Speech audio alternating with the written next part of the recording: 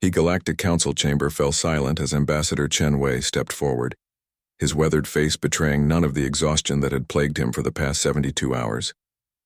Behind him, the holographic displays showed the aftermath. 17 worlds burning, their populations evacuated in desperate refugee fleets that stretched across 3 star systems. "Honored counselors," Chen began, his voice carrying the weight of humanity's newest burden, "we stand before you not as conquerors, but as reluctant inheritors of a war we never wanted." The Zephyrian delegates' crystalline form shimmered with what their species considered disapproval. "Your kind speaks of reluctance, yet in 3 standard rotations, you have accomplished what our combined fleets could not achieve in 30 cycles. The Devourer's advance has been not merely halted but reversed." Chen nodded grimly. The Devourers, a hive-minded species that consumed entire biospheres, had been the galaxy's nightmare for generations. Every spacefaring civilization had tried to stop them. Everyone had failed, managing only to slow their inexorable advance through the Outer Rim territories. "We didn't choose this fight," Chen repeated, thinking of Earth's peaceful first contact protocols, of humanity's dreams of joining a galactic community built on cooperation and mutual understanding. "The fight chose us."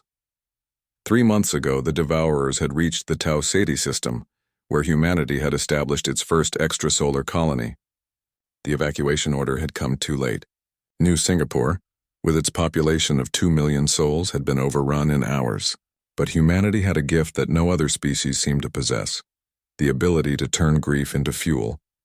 "Your species," the Manthari representative clicked through their translator, "displayed what our xenopsychologists term irrational aggression patterns.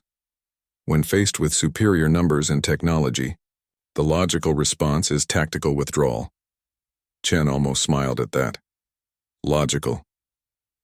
The Manthari had been fighting the Devourers for 2 centuries, always calculating, always measuring, always retreating at precisely the optimal moment to minimize losses. They had lost 47 worlds with mathematical precision. "Perhaps," Chen said, "but we've learned something about the Devourers that your mathematical models missed." The chamber stirred. The holographic displays shifted, showing new data streams that had taken human analysts only weeks to uncover, patterns that had eluded the galaxy's greatest minds for generations. "They're not just consuming resources," Chen continued. "They're farming fear. Every tactical withdrawal, every perfectly calculated retreat, it feeds them. They've evolved to fight civilizations that think like you do, civilizations that value preservation over victory." Dr. Sarah Okafor stepped forward from the human delegation, her tablet displaying graphs that made several delegates recoil. "We've identified pheromone signatures in their bioships that spike during prolonged engagements. They literally grow stronger when their enemies fight defensively. It's why they've been so successful. Every previous strategy has played directly into their evolutionary advantages." The Korath delegate, a species known for their warrior culture, leaned forward. "And your solution, humans?" Chen's expression hardened. "We stopped fighting their war and started fighting ours." The holographic displays now showed the Battle of Kepler 442b, where a human fleet 1/10 the size of the Devourer swarm had done the impossible. Instead of the galaxy's traditional defensive formations, human ships had charged directly into the heart of the enemy formation, weapons blazing, ramming damaged vessels into Devourer bioships when their ammunition ran dry. "Your pilots," the Zephyrian delegate observed, "suffered catastrophic casualty rates." 63%, Chen confirmed, his voice steady despite the weight of those numbers. "And every single one of them volunteered for the mission after we explained what we'd learned. They knew the odds. They chose to fight anyway." The silence that followed was profound. In galactic warfare, casualty rates above 15% were considered strategically catastrophic. Most species would surrender rather than face such losses. But the Devourers, Dr. Okafor added, pulling up new data, experienced something they'd never encountered before: fear. For the first time in their species' history, they retreated not due to tactical considerations but because they were afraid. The revelation rippled through the chamber. The Devourers, who had terrorized the galaxy for millennia, had run from humans. "We've since replicated the effect across 17 engagements," Chen continued. "The key isn't superior technology or numbers, it's commitment.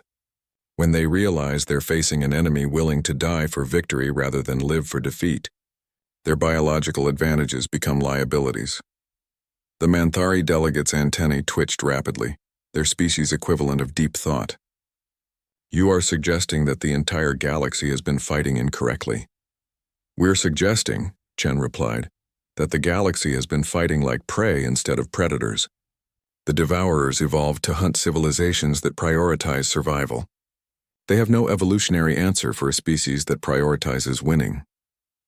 Admiral Sarah Zhao stepped forward, her uniform bearing the scars of vacuum exposure from her last engagement. We've prepared tactical manuals and training protocols for any species willing to adapt. But understand, this isn't about becoming more like humans. It's about being willing to pay the price that victory demands.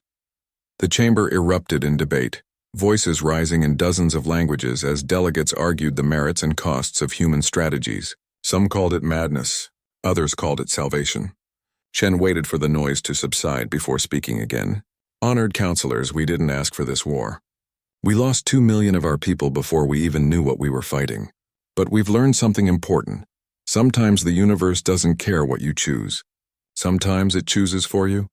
He gestured to the displays showing the refugee fleets, millions of beings from dozens of species now safe, because human crews had been willing to die for strangers. We can teach you how to fight them. We can show you how to win, but we can't choose for you whether the cost is worth paying.